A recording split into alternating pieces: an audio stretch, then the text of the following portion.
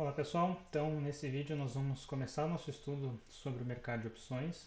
A ideia é que esse conteúdo seja um pouco introdutório, né? Então vocês não vão sair daqui sabendo tudo sobre opções. Nós vamos continuar esse assunto nos próximos encontros. Então eu vou passar para vocês aqui vai ser os conceitos relacionados à ideia de opções, de derivativos de maneira geral, para que nos próximos encontros a gente consiga aprofundar esses estudos, né, entender como funcionam as opções e como elas podem nos ajudar a otimizar as nossas operações, certo? Então, a primeira coisa que a gente precisa saber quando está trabalhando com derivativos é entender o conceito de ativos, né?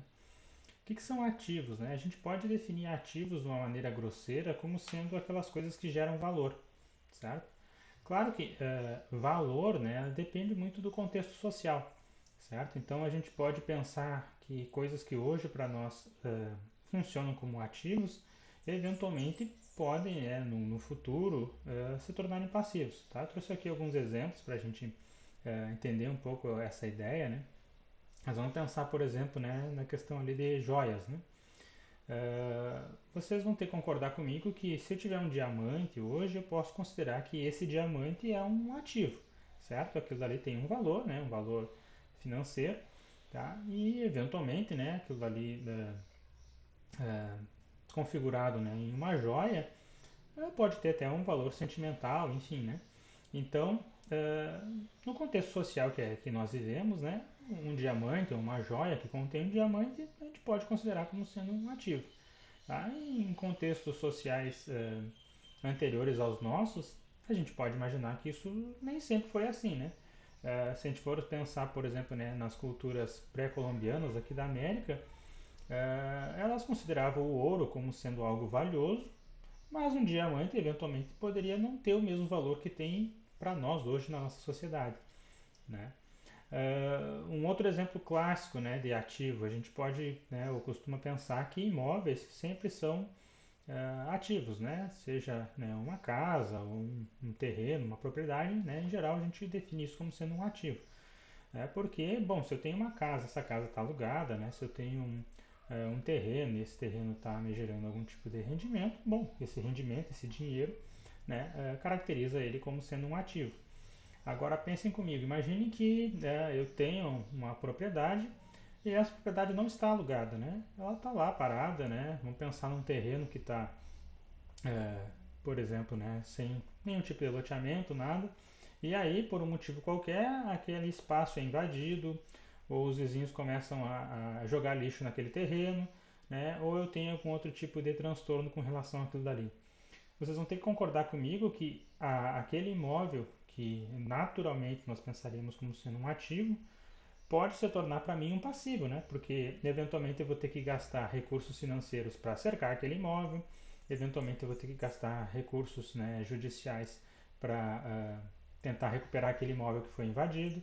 Então aquilo dali vai me gerar um transtorno, né, mensal ou periódico que, do ponto de vista prático, né, muito mais, fica muito mais caracterizado como um passivo do que como um ativo.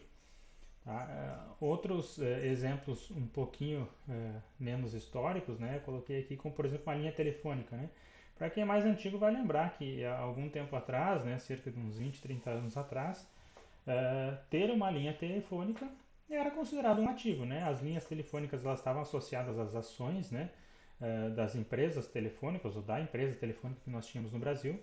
Então, ter uma linha telefônica era considerado um ativo, eu podia negociar aquela linha telefônica, né, vender ela, tá, e lucrar em cima disso. Tá? Hoje em dia a gente sabe que ter uma linha telefônica é muito mais um passivo, né? Eu tenho uma linha telefônica com a Claro, com a TIM, com a Viva, etc. Né? E eu quero me desfazer daquela linha telefônica.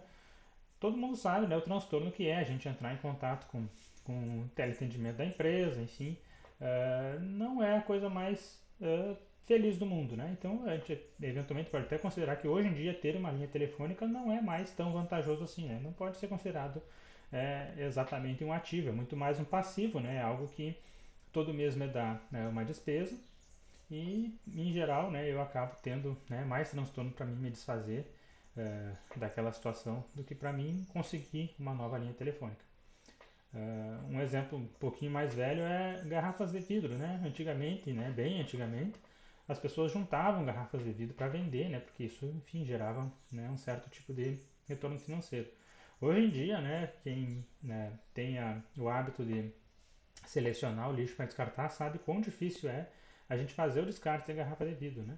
Então, é, hoje em dia, ter acumulados garrafas de vidro é muito mais um passivo do que um ativo, né? Eu não consigo gerar recurso nenhum com as garrafas que eu acumulo na minha residência e quando eu preciso me desfazer delas eu acabo gastando dinheiro, né? Eu tenho que me locomover até um centro de recolhimento de resíduos, alguma coisa assim, para mim conseguir, para que eu possa conseguir me desfazer daquelas garrafas, tá? Então entendam que ativos, né, depende muito, né, do contexto social que a gente vive, eventualmente, né, da época histórica, né, e desse conceito de valor, né, do que vem a ser valor, tá? Nem sempre o valor é valor financeiro, né? Eventualmente, né, como eu citei no primeiro exemplo, uma joia tem um valor muito mais social, né, ou sentimental, do que o valor financeiro em si, né? Então, a gente precisa entender essa ideia para a gente conseguir relacionar com o que vai vir a seguir, tá? Bom, a ideia, né, de derivativos, que eu estou colocando agora aqui na sequência, bom, a palavra derivativo, né, ela é composta, né, pelo deriva e ativos, né, algo que deriva, né, que provém de ativos, certo? Então a ideia, né, é que derivativos, na verdade, eles são contratos, né, e esses contratos eles não geram valor diretamente, na verdade, o que eles geram são direitos e deveres, tá?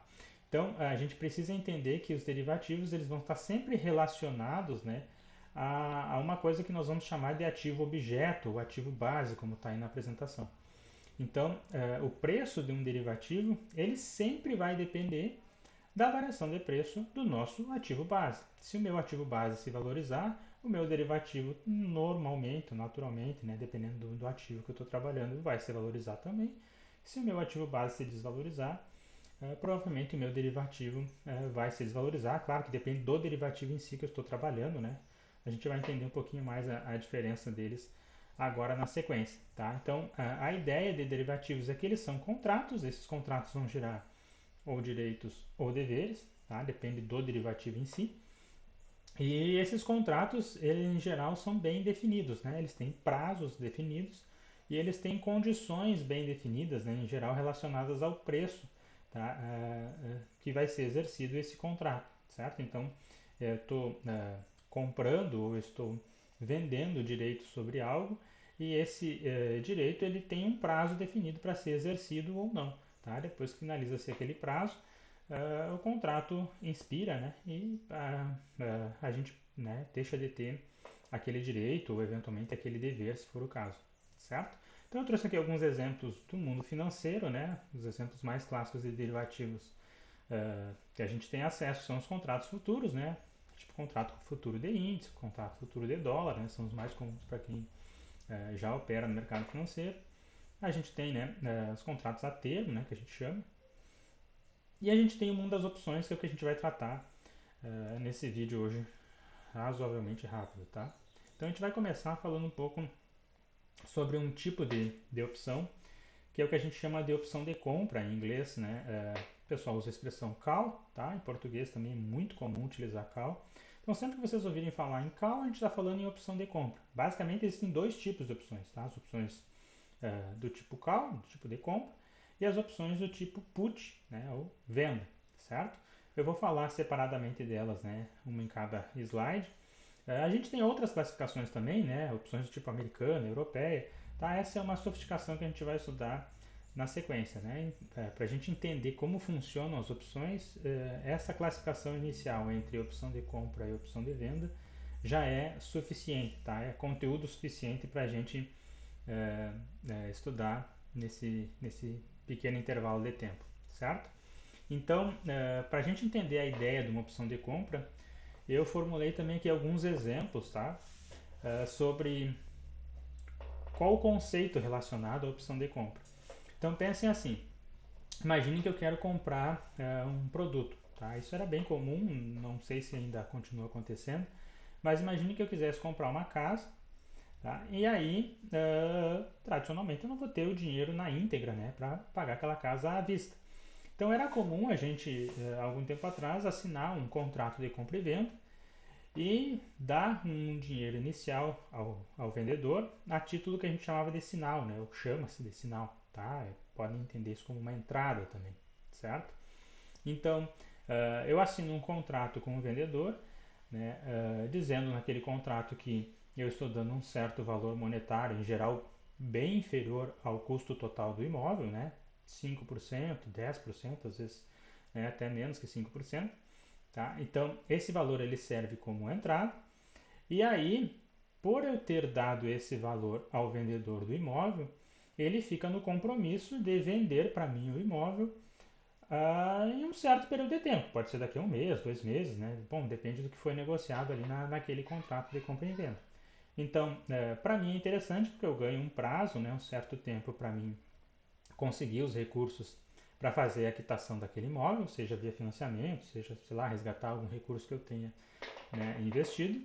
E para o vendedor é interessante também porque ele já tem um adiantamento de parte da sua venda e ele já tem uma certa garantia, né, de que aquela venda irá se concretizar. Qual que é o porém, né?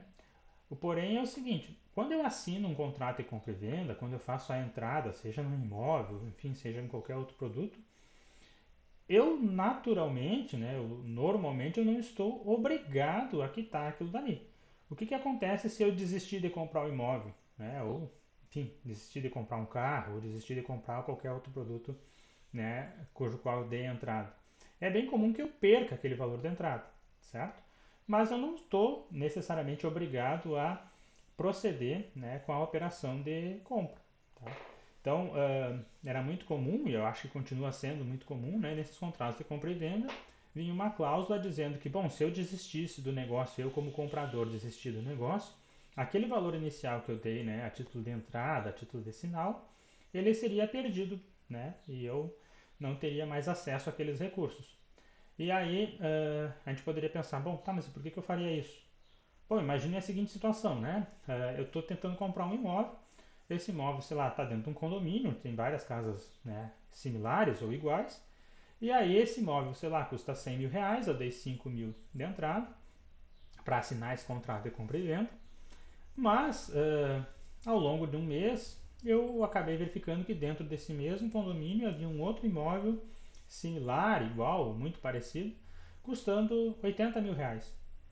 E aí eu poderia pensar, bom, por que eu vou gastar 100 mil reais, dos quais 5 eu já retirei do bolso, né, eu já dei a título de sinal, para comprar um imóvel se agora apareceu para mim a oportunidade de comprar outro imóvel similar por um valor muito inferior, né? No exemplo que eu estou dando, 80 mil reais, né?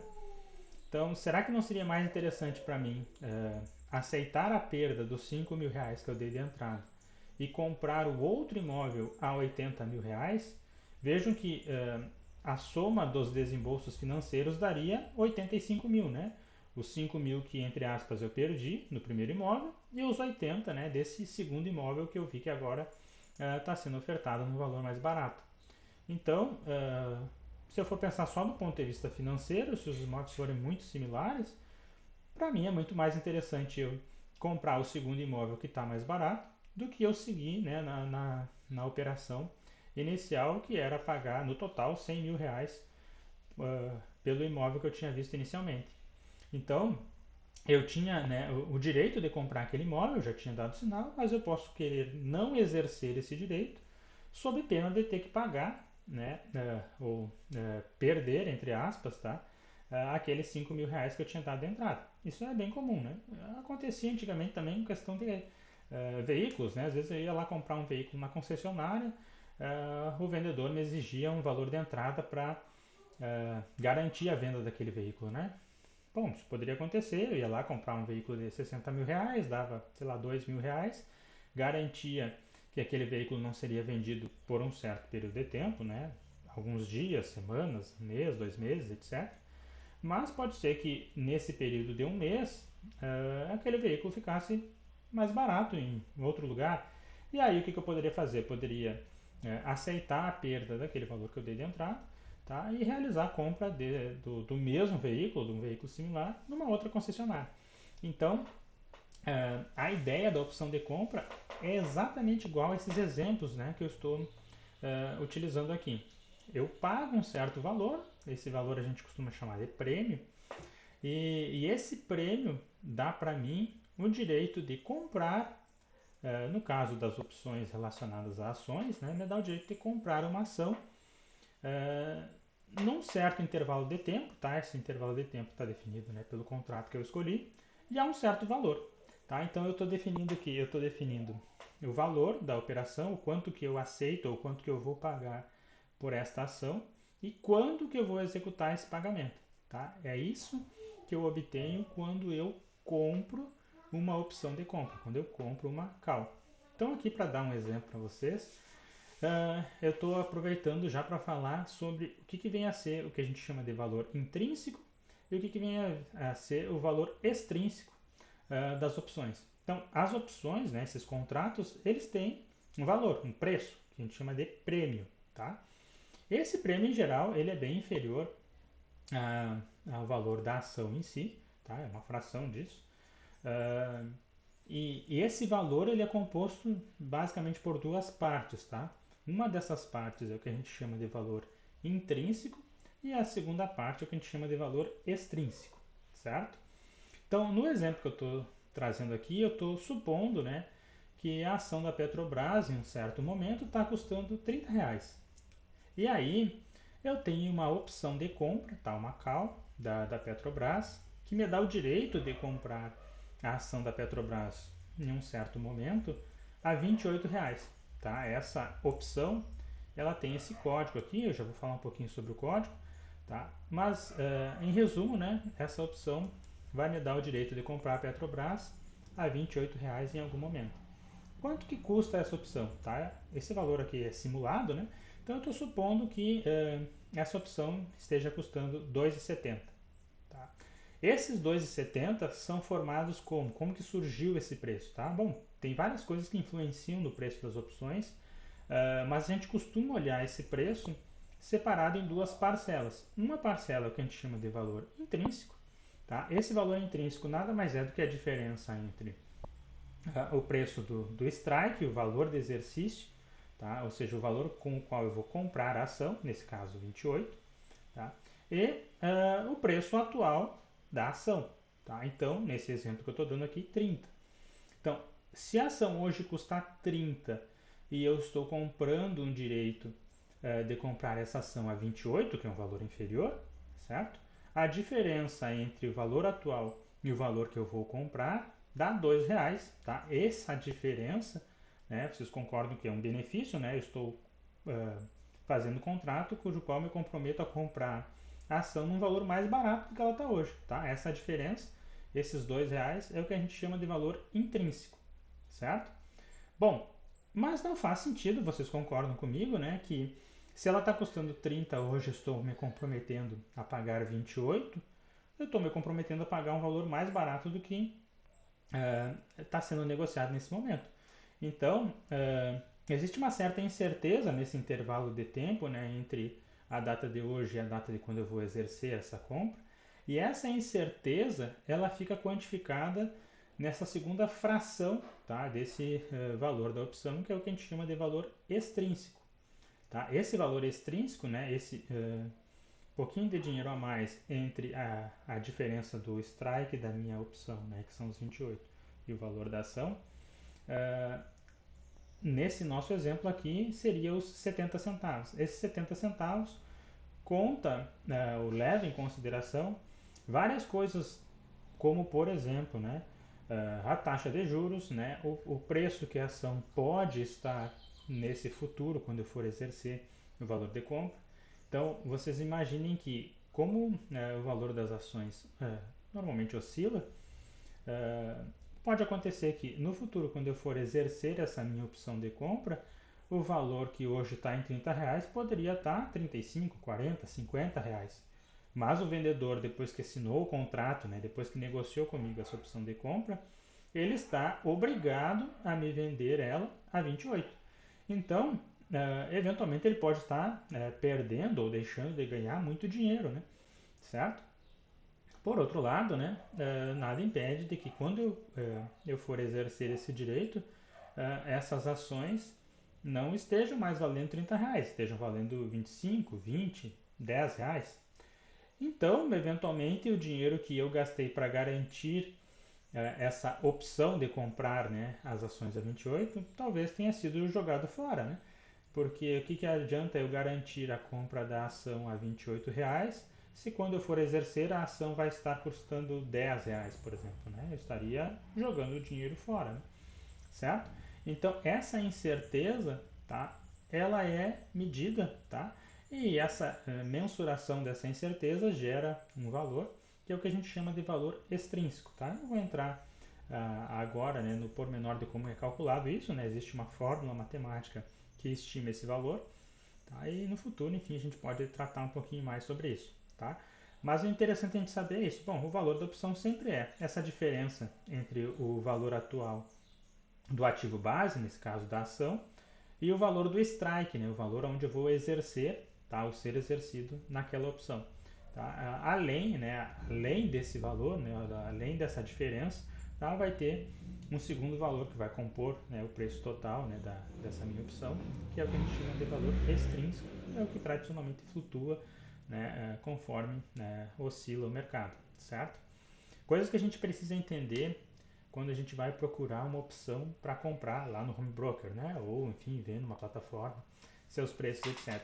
Aqui no Brasil, todas as opções elas são negociadas seguindo um código, tá? O código é formado da seguinte forma: a gente tem primeiro, né, o ticket, tá? O ticket nada mais é do que a codificação da empresa, né, da ação com a qual está relacionada aquela opção. Nesse nosso exemplo aqui de cima, né, eu tenho esse PETR, né, que está relacionado à empresa Petrobras, certo? Então isso sempre vai aparecer em primeiro lugar aqui, né, no código da minha opção, tá? Sempre serão 4 letras, ou na maioria dos casos serão 4 letras, né? Enfim, existem empresas que têm números também no seu código, tá? Mas a grande maioria das empresas, né, são 4 letras, tá? Na sequência a gente tem uma letra que representa um mês de vencimento dessa opção, tá? Aqui eu coloquei os códigos relacionados aos meses das opções de compra, tá? Então a letra A está relacionada ao mês de janeiro, o B ao mês de fevereiro, o C ao março e assim sucessivamente até dezembro, tá? Então no Brasil, por enquanto, as opções elas têm vencimento mensal. Se eu comprar uma opção de compra, né, uma call, tá?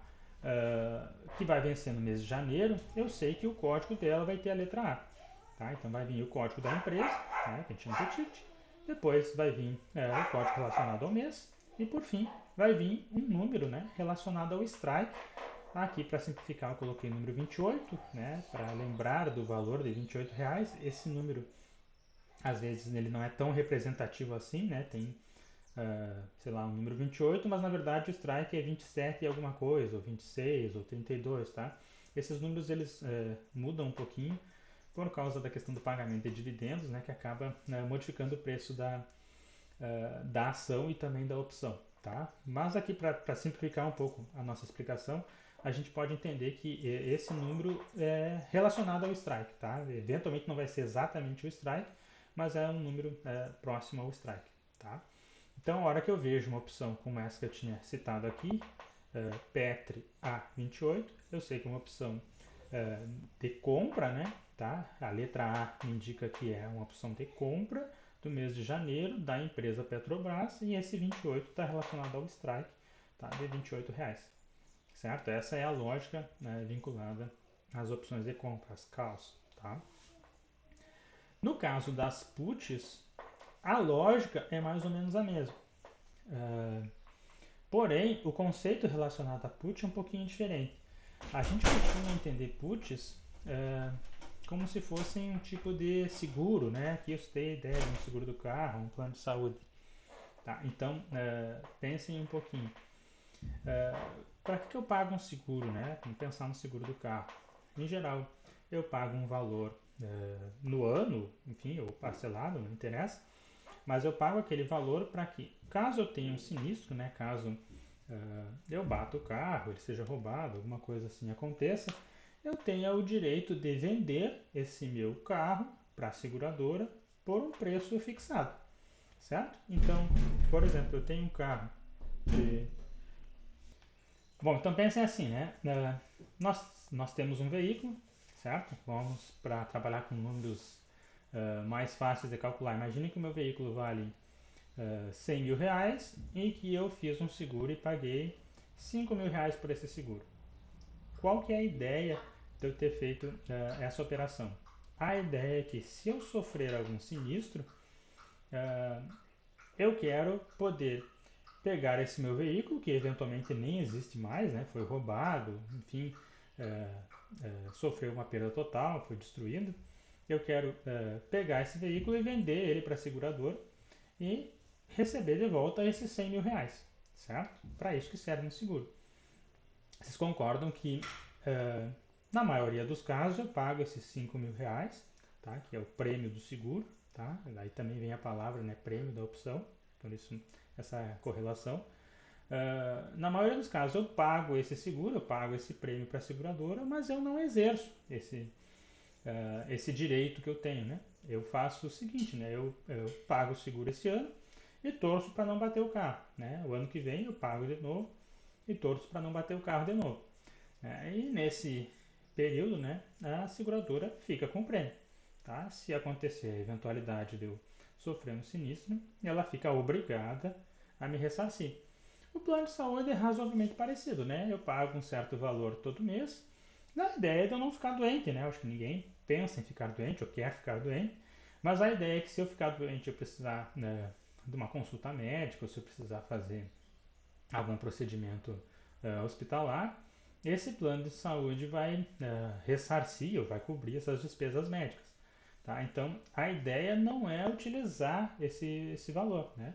Mas eu estou pagando para ter essa segurança. Tá? No caso das puts, né, as chamadas opções de venda, a lógica é exatamente a mesma.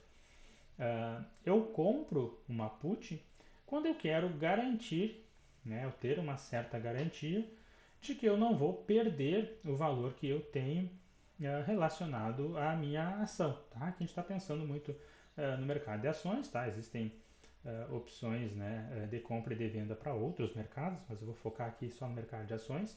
Então imagine o seguinte, né? Imagine que eu tenha na minha carteira ações da Petrobras e eu queira garantir que eu não vá ter uma perda substancial, porque eu tenho alguma ideia, ou enfim, eu acredito que a empresa possa sofrer uma desvalorização em algum momento. Então, o que eu posso fazer? Eu posso comprar uma put, eu posso comprar um seguro que me garanta vender essas ações a um certo valor estabelecido, num certo momento estabelecido, tá? Por um preço, né, que eu ache razoável. Tá?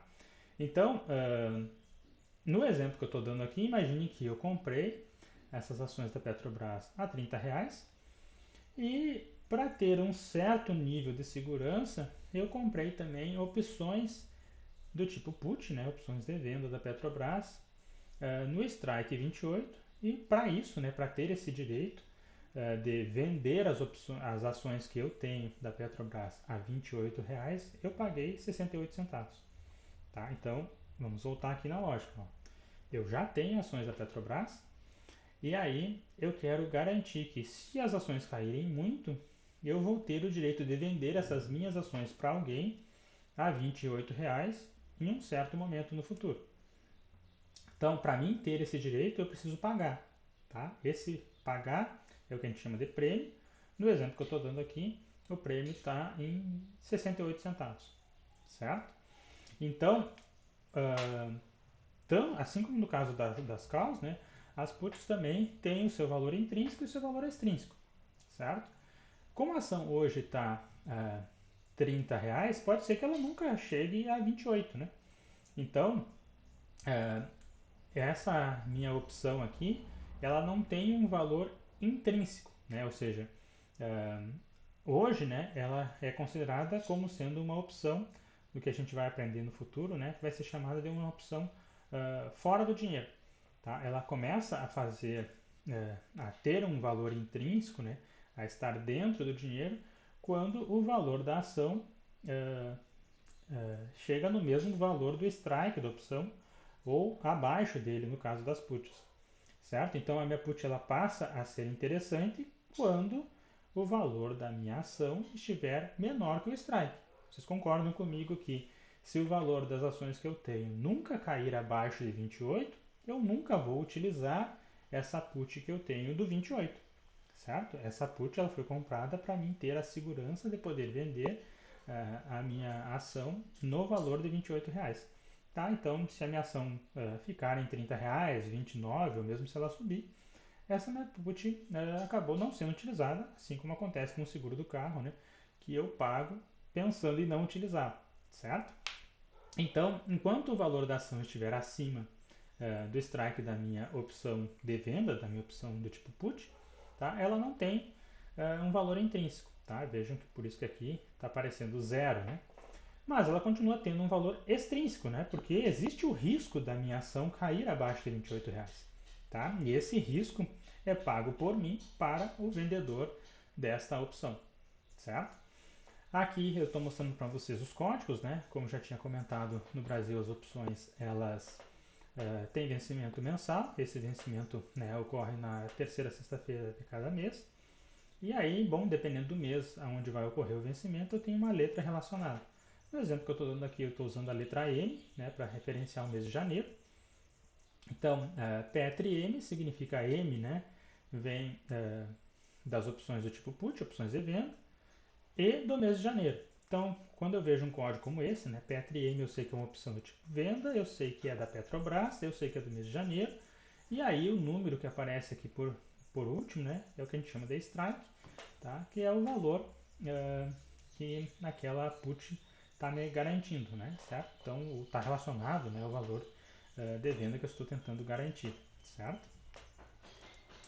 Bom, então por que isso é útil, né? Vamos mostrar para vocês aqui um exemplo real do que aconteceu para que vocês entendam a lógica de por que esse mercado é tão importante, tão utilizado e como a gente pode potencializar as nossas operações, sabendo, né, operar essas opções, tá? Então, esse dado aqui eu fui buscar, né, do ano de 2019. E se vocês forem ver os gráficos aí, é possível verificar que o BOVA11, né, que é o ETF que reproduz o nosso índice Bovespa, ele estava custando lá em novembro de 2019 R$ 125, certo? Era uma época, enfim, de expectativa de crescimento, né, da nossa economia, né, do próprio índice Bovespa. Esperava-se que ele fosse atingir o final do ano ali na faixa dos 130 mil pontos. Mas em novembro de 2019 já haviam algumas notícias sobre a tal da Covid, né? Tanto que ela ganha esse nome de Covid-19 porque ela surge em 2019. Né? Então já tinha algum noticiário sobre a China, né? Países orientais, né? Falando da Covid. Tá? Então, em novembro de 2019 a gente tinha essa situação. Né? O nosso ETF, o BOVA11, estava custando R$ 125. E nesse mesmo mês, a opção BOVA O80 estava custando 5 centavos, certo? Então, só para a gente entender, né? O que é a opção BOVA O80? BOVA vem, né, do nosso ativo base, nesse caso aqui, né, o ETF BOVA 11. Tá? Então, ela é uma opção do BOVA, né, do índice Bovespa. O é uma opção do tipo put, né? Se a gente for ver aqui, essa nossa tabelinha aqui é uma opção do tipo put, né, para o mês de março, certo? Então, o BOVA O80, ela era uma put para o mês de março do ano seguinte, né, do ano de 2020, no strike 80 reais. Então, quem comprava o BOVA O80 estava comprando o direito de vender o BOVA 11 a 80 reais. Aí vocês vão pensar, bom, o índice ele estava sendo vendido, né, a 125 reais. Por que alguém compraria o direito de vender ele a 80? Vejam que do 80 para o 125 a gente tem uma diferença grande, são R$ 45, né?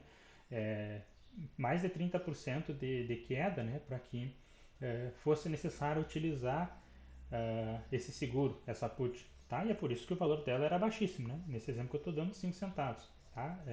Bom, é um exemplo real, né? A gente pode buscar esses dados históricos. Se vocês forem lembrar, aqui no Brasil, a, a situação mais crítica, economicamente falando, relacionada à Covid, ocorreu no mês de março. né? Então, a nossa bolsa no mês de março, ela perdeu acho que 60%, né, do seu valor, ou algo mais ou menos desse nível. E aí, um dado que eu busquei aqui, em um certo período, um certo dia lá do mês de março de 2020, o nosso ETF ele estava sendo negociado a R$ 70. Então pensem comigo, ele estava custando R$ 125 em novembro de 2019, 4 meses depois, né? Na prática essa queda ocorreu toda ali no mês de janeiro mesmo, no mês de março, desculpa, né? No mês de março mesmo, tá? Então, no mês de março, ele foi de valores próximos ali a 120, 125 para R$ 70. E o que aconteceu com essa opção do tipo put? Essa opção, como ela me dava essa garantia de vender esse ativo a R$ 80, no momento em que esse ativo passou a custar R$ 70, a minha opção se valorizou muito, né? Ou esta opção se valorizou muito. Tá?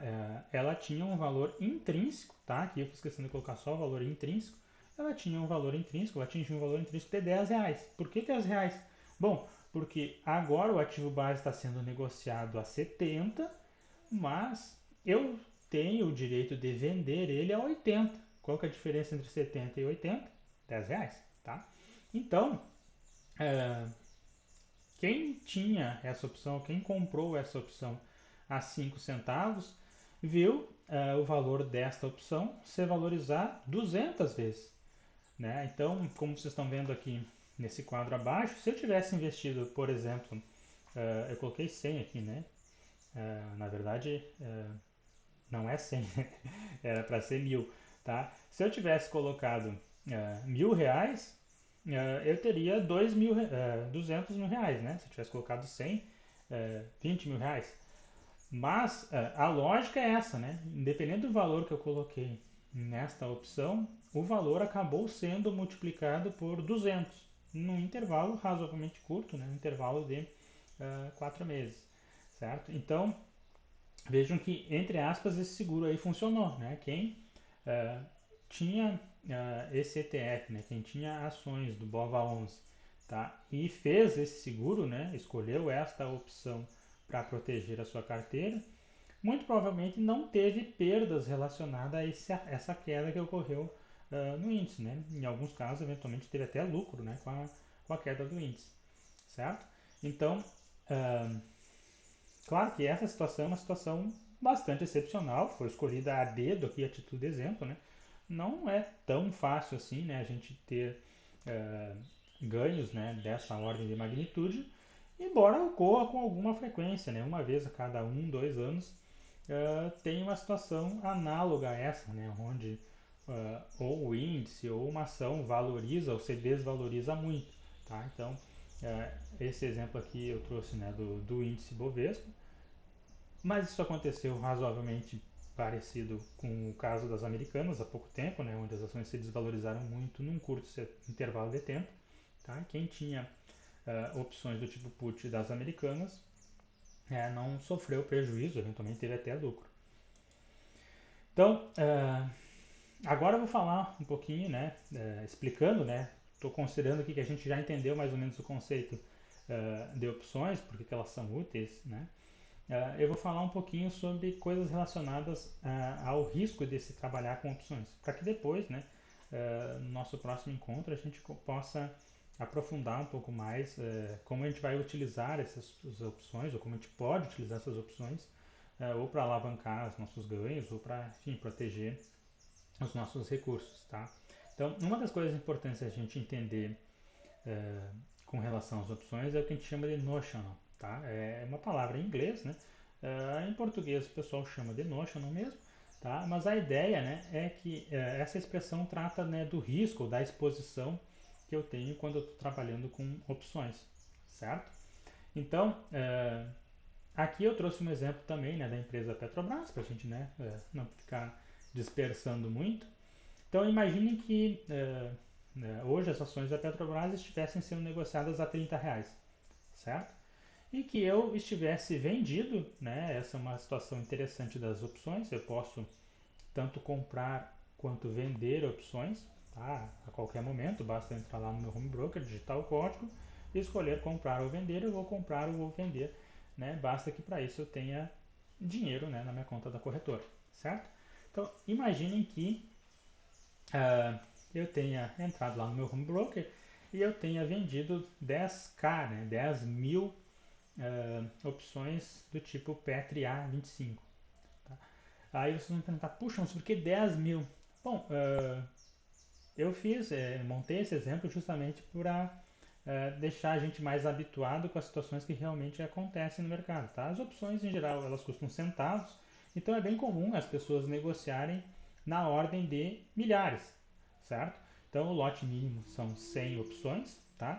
Então se eu pegar 100 opções que estão custando 60 centavos, né, eu vou estar manipulando 60 reais, né, vou estar desembolsando 60 reais se eu estivesse comprando. Tá?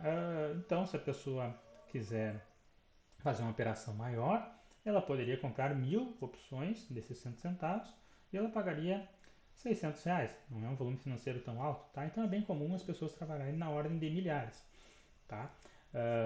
Então 10 mil eventualmente, né, pode parecer muito, mas em geral não é tanto assim, tá? Não é tanto assim pensando do ponto de vista do desembolso financeiro, tá? E aí que entra esse conceito de notional, né? Então, imagine que a pessoa foi lá e vendeu 10 mil opções Petri A25. Lembrando, né, o que é Petri A25? Petri está relacionado à Petrobras. A é uma opção do tipo compra, uma opção do tipo call, que vai vencer em janeiro. 25 é o strike, certo? Então a pessoa vendeu é, uma opção do tipo call, tá? No strike 25, que vai vencer em janeiro. Como ela vendeu 10 mil, o notional dela é a exposição que ela está tendo com aquela venda, tá? Se fosse uma compra, com aquela compra, tá? Então, se ela está utilizando uma opção do tipo call, uma opção do tipo compra, o notional é calculado assim, uns 10 mil, tá? Que é a quantidade de opções que ela está negociando, vezes o valor de mercado das ações do ativo base, certo? Então, 10 mil vezes 30 são 300 mil reais. Vejam que é um volume financeiro bem alto, né? E é por isso que quando a gente tem um ganho, né, com as opções, se a gente for falar em ganho percentual, às vezes parece muito, né? Ah, eu comprei uma opção a 60 centavos, ela foi para 80 centavos, eu ganhei 30%, 33%, tá? Em um mês. É bastante? É bastante, né? 30% em um mês é bastante, certo? Só que na verdade, né, essa operação que eu fiz, ela não é em cima daqueles 60 centavos, né? Ela tem um notional relacionado a ela que é muito maior, tá? Então, aqui no exemplo que eu estou trazendo para vocês, né, quando eu estou trabalhando vendido em opções do tipo call, eu estou me comprometendo a comprar é, é, de alguém as opções a 25 reais, certo? Qual que é o porém?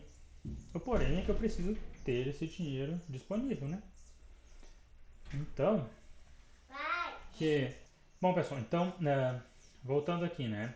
Se eu estou vendendo uma call, bom, quando eu compro a call, eu estou comprando o direito de comprar a ação a um certo valor. No exemplo aqui, 25 reais. Se eu estou vendendo uma call, eu estou vendendo o direito de alguém comprar de mim a 25. Qual que é o problema disso, né? O problema é que se a ação está valendo 30, a pessoa que comprou de mim a call, ela tem o direito de comprar de mim a 25, certo? Então eu, como vendedor, estou perdendo dinheiro aí, né? Por que eu estou perdendo dinheiro? Porque a pessoa vai comprar de mim o ativo a 25 reais, mas o ativo, na verdade, hoje estaria valendo 30. Então eu estou perdendo 5 reais, certo? Então, quando eu vou calcular o notional na venda do Macau, eu preciso levar em consideração o quanto que eu vou desembolsar. O quanto que eu vou desembolsar está relacionado com o preço do ativo naquele exato momento. Tá? Então, no exemplo que eu estou trazendo aqui, eu tenho 10 mil reais, eu estou vendido em 10 mil reais, não, desculpa, 10 mil opções da Petrobras. o ativo está valendo R$ 30, então o cálculo do notional é 10.000 vezes 30, 300 mil. Eu já peguei. Tá bom. No segundo exemplo, aqui a gente está falando do caso das puts. Tá? Então imagine que eu tivesse vendido uma put. Tá? Então, o que acontece quando eu vendo put? Se eu vender uma put, eu estou dando, né, na prática eu estou vendendo para alguém o direito de vender para mim o ativo a um certo valor. Tá? No exemplo que eu estou trazendo aqui, né, Petri é Petrobras, M, né, é uma put, né, com vencimento em janeiro, e 20 é o strike, R$ 20. Tá? Então, se eu vender essa put, eu estou vendendo para alguém o direito de vender para mim a Petrobras a R$ 20. Qual que é o problema? O problema é que o valor da Petrobras pode ir a zero, né? Pai. Bom, e aí, pensem comigo, o que, que acontece se o valor da Petrobras for a zero? Bom, as pessoas que compraram essa opção de mim, elas vão querer exercer esse direito. Né? Elas vão querer vender para mim as ações que ela tem da Petrobras a R$ 20, porque foi esse o compromisso que eu firmei. Então, eu preciso ter, né, esses recursos para cobrir essa obrigação. Tá? Quanto em recursos eu deveria ter?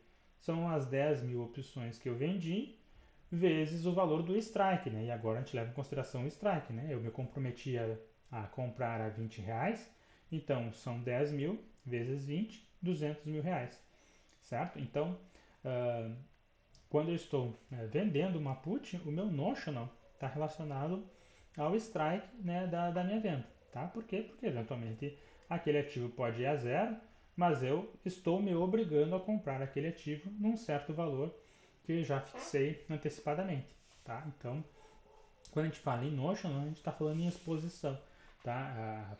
Na, na call eu estou exposto, né? E essa exposição está relacionada ao valor de mercado. E quando eu estou trabalhando com vendido em puts, né? Esse meu notional está relacionado ao strike, certo? Então, né, é interessante a gente tomar cuidado com relação a isso, né? Uh, claro que o risco relacionado às puts, num certo sentido, é menor, né? Por quê? Porque do valor que o ativo está hoje, ele pode cair no máximo até o zero, certo? Ele não pode ter um valor negativo, né? Agora, subir, a gente não tem uma limitação, né? Uma ação que hoje está custando R$ 30, daqui a 2 dias pode estar custando R$ 1.000, certo? Então, a gente não tem um limite de crescimento, né? Então, isso pode fazer, né, com que o meu compromisso relacionado à venda do Macau seja muito maior em relação ao meu compromisso, o compromisso que eu estou gerando quando estou vendendo uma put, tá? Nos dois casos, né, trabalhar vendido é sempre complicado, tá? A gente precisa entender bem o que a gente está fazendo para a gente não ter, né, uma perda financeira substancial. Então, outro cuidado que a gente tem que ter é que às vezes não basta trabalhar com, com um notion travado, né? A gente vai estudar na sequência, né, essa ideia de trava, mas eu quis trazer para vocês aqui o exemplo de uma borboleta. Né? O que é uma borboleta? Uma borboleta é uma operação onde a gente compra opções num certo strike, vende algumas num outro strike um pouquinho maior e compra de novo uma terceira opção num strike maior ainda. A gente possa entender o que está acontecendo aqui. Essa é a simbologia que a gente costuma utilizar quando está trabalhando, né, no mercado de opções. Esse mais significa que eu comprei, que eu estou comprado nas opções. Tá? Então eu comprei opções do tipo A, né? São opções do tipo call, né? Do tipo compra, tá? Com vencimento em janeiro. No strike 28, né? Aqui eu não coloquei o código, né? Poderia ser qualquer outra ação, não precisaria ser Petrobras, tá? Então eu estou comprado, né, em ações do strike, em opções, desculpa, né, do tipo call do strike 28. Eu estou vendido em duas opções também do tipo call no strike 30 e eu estou comprado em opções do tipo call no strike 32. Tá? Se vocês forem ver, é, esse tipo de operação aqui, para esses strikes, em geral, costuma custar em torno de uns 35 centavos, certo? Como eu pago, né, como eu estou pagando para montar essa operação, em geral, o volume financeiro que eu posso perder é o valor que eu gastei para fazer essa compra, né? Para fazer esse pagamento, tá? Ou seja, os 35 centavos, certo? Porém, imagine que eu tivesse montado essa operação, em vez do 1 aqui na frente, eu tivesse colocado 100k, 100 mil, né? Então eu teria 100 mil dessas aqui, teria vendido 200 mil dessa do meio, né? E comprado 100 mil dessa última aqui, né? Da A32. Matematicamente, é, essas coisas se equilibram e eu teria um risco zero aí, tá? Porém, se eu fosse calcular o notional dessa operação, com 100 mil em cada uma dessas três opções, eu teria um notional total da ordem de 6 milhões de reais, né? Então, eu preciso entender que quando eu for montar uma operação, eu preciso de uma contraparte, né? Eu preciso de alguém que compre de mim quando eu for vender ou que venda para mim quando eu for comprar. Então, eu não posso montar operações muito grandes em ativos que tenham pouca liquidez, senão eu fico exposto ao que a gente chama de risco de liquidez, que é tentar sair da operação e não achar uma contraparte, né, para comprar ou para vender para mim, né, no nosso exemplo aqui, as opções que a gente precisa para encerrar essa operação. Tá? Então, é importante a gente tomar cuidado que mesmo que matematicamente faça sentido, que eu não esteja muito exposto ali, se eu não tiver pessoas para liquidar essa minha operação, eu não vou conseguir sair e eu posso acabar exposto a um risco, né, maior do que eu já tinha previsto. Bom, e falando em risco, então, né, comentar rapidamente sobre essa questão de risco de mercado. Né? Acho que todo mundo entende a ideia de risco de mercado, né? Está relacionado com o nosso potencial de perda. Quanto que eu posso perder, né, no investimento que eu estou realizando? Então aqui eu trouxe alguns exemplos para que a gente pense um pouquinho, né, sobre essa questão do potencial de perda. Imagine o seguinte: uh, listei aqui 4 tipos diferentes de investimento e qual que é o potencial de perda que eu posso ter em cada um deles. Bom, se eu pegar meu dinheiro e colocar na poupança, o meu potencial de perda é relativamente baixo, né? Em geral, a poupança ela rende 0,5% ao mês. E o que eu, na verdade, vou estar perdendo ali é o poder de compra, né? Certo? Eu tenho um ganho nominal, ou seja, todo mês né, está entrando aquele valor, que é o 0,5% do valor que eu tinha investido, mas eu estou tendo uma perda real, né? Tradicionalmente, em relação à inflação, eu perco, tá? Então eu acabo perdendo o poder de compra. É bom porque eu não perco nominalmente e é ruim porque eu perco o poder de compra, certo? Então, né, uma renda fixa, né, em geral, esse é o tipo de potencial de perda, de risco de mercado que a gente tem, né? A gente costuma não perder muito. Claro que tem rendas fixas que podem gerar uma perda maior, tá? Bom, no caso das ações, o meu risco é bem mais elevado, né? Se eu compro uma ação, né, por exemplo mais contemporâneo no caso das americanas, eu posso comprar uma ação a 100 reais e dali a 2, 3 dias ela está valendo 2 reais, né, um real. Eu posso dizer que eu perdi 100%, né, tá? Então eu tive perda total. Né? Então, comprar ações, né, eu acabo me expondo a um risco de mercado que me dá um potencial de perder 100% do valor investido, certo? Ou 99% do valor investido, né? Certo? Mas não é a pior coisa que pode acontecer no mundo, né? O terceiro exemplo que eu trago ali é o investimento num negócio. Imaginem que eu tenho dinheiro e eu resolvo arriscar e abrir um negócio próprio para mim, né? Abrir uma empresa. Bom, o potencial de perda é muito maior, né? Além de eu perder todo o dinheiro que eu investi, eventualmente eu posso ter que encerrar a minha empresa devendo dinheiro, certo? Então vejam que perder tudo não é a pior situação, né? A pior situação é investir um dinheiro e encerrar a operação, ficar devendo ainda para alguém. Voltando ao raciocínio aqui, né? Se eu estou trabalhando com ações, eventualmente, né, eu posso perder 100% do meu capital ou é, uma parte substancial do meu capital, né? Tá?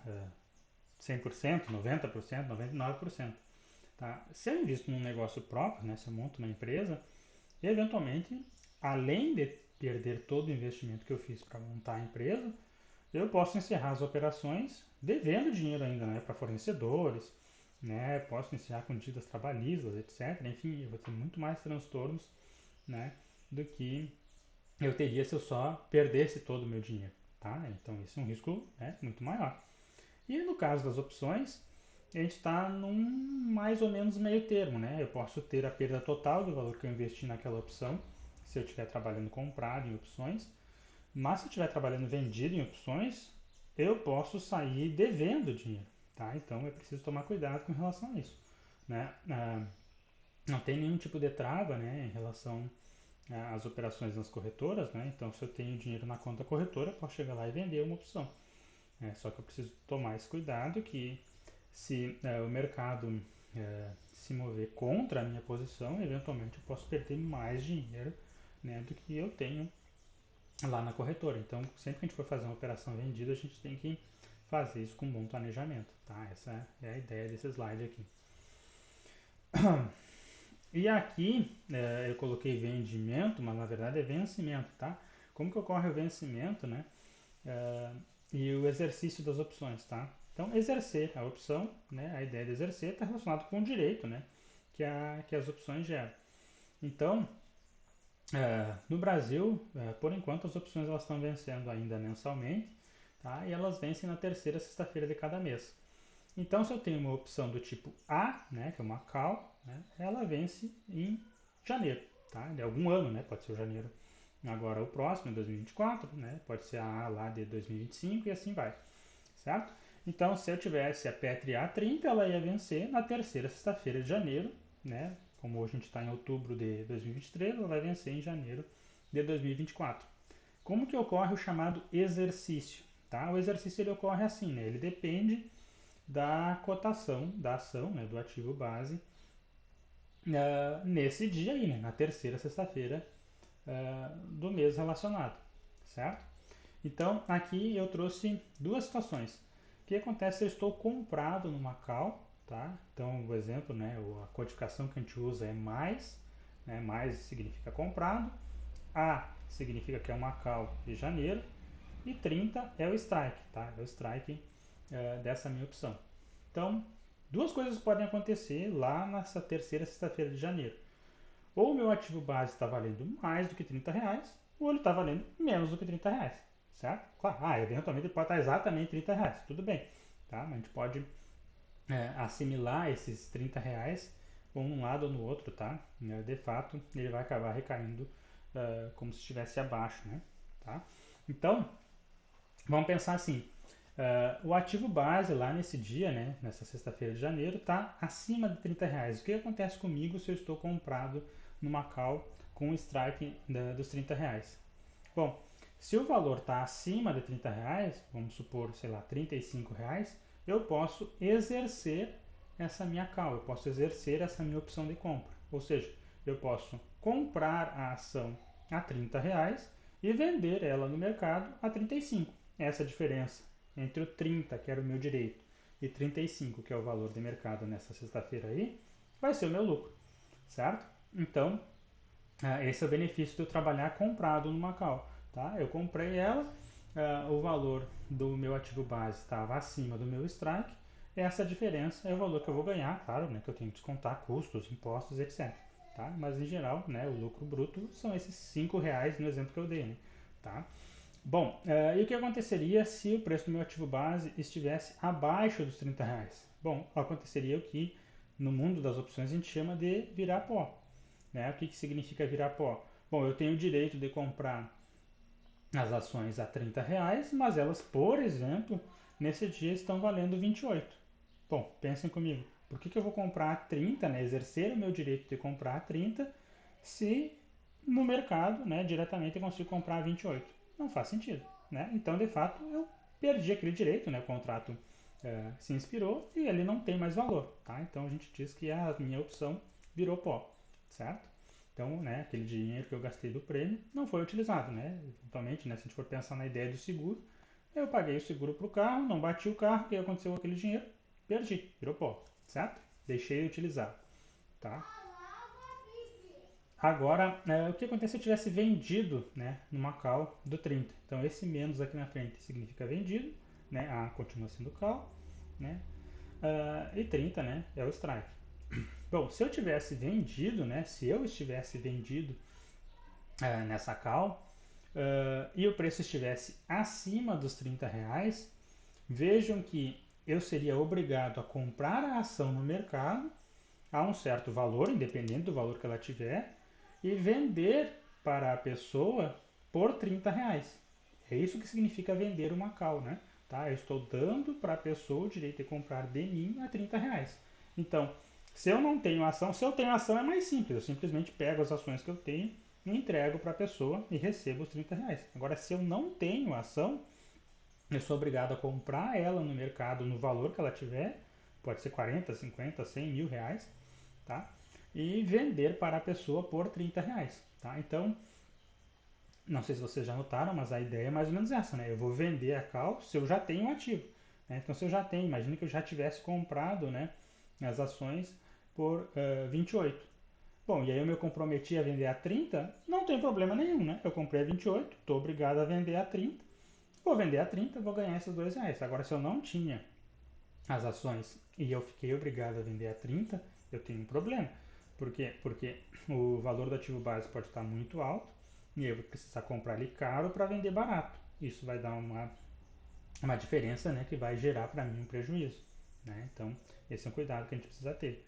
Agora, se eu vendi a call, né, do Strike 30 e o preço do ativo base ficou abaixo de 30, a pessoa que comprou de mim a call não tem por que exercê-la, né? Certo? Então, a gente diz que essa call virou pó, tá? Veja que é a mesma situação, né, que eu tinha citado antes, né? Por que, que a pessoa vai comprar de mim a ação a R$ 30 se a ação no mercado está valendo 28 ou 27? Ela vai preferir comprar no mercado, certo? Então, essa call que eu vendi no Strike 30, ela virou pó e o prêmio que eu recebi quando eu vendi ela ficou comigo, certo? Então, essa é a vantagem de eu vender a call, né? É assim como as seguradoras se beneficiam quando elas vendem o seguro. Elas vendem o seguro e pegam o prêmio. Se eu não bater o carro, beleza, elas ficam com aquele prêmio. Desculpem. E agora, pessoal, no caso das puts, o que acontece? Bom, no exercício das puts, a situação ela é inversa, né, do caso das calls. A call ela se valoriza quando o ativo sobe de valor e ela se desvaloriza até o momento de virar pó quando o ativo perde valor. A put é um seguro contra a perda de valor. Então, se a ação está subindo, a put se desvaloriza, porque o seguro passa a não fazer sentido. Agora, se a ação está caindo, o seguro passa a fazer sentido, passa a ser útil, e aí a put se valoriza. Tá? Então, imagine que eu estou comprado numa put, né? Esse mais ele é comprado, M é o código das puts, né? No caso M é o código da put de janeiro e 30, né, é o strike que a gente está supondo aqui.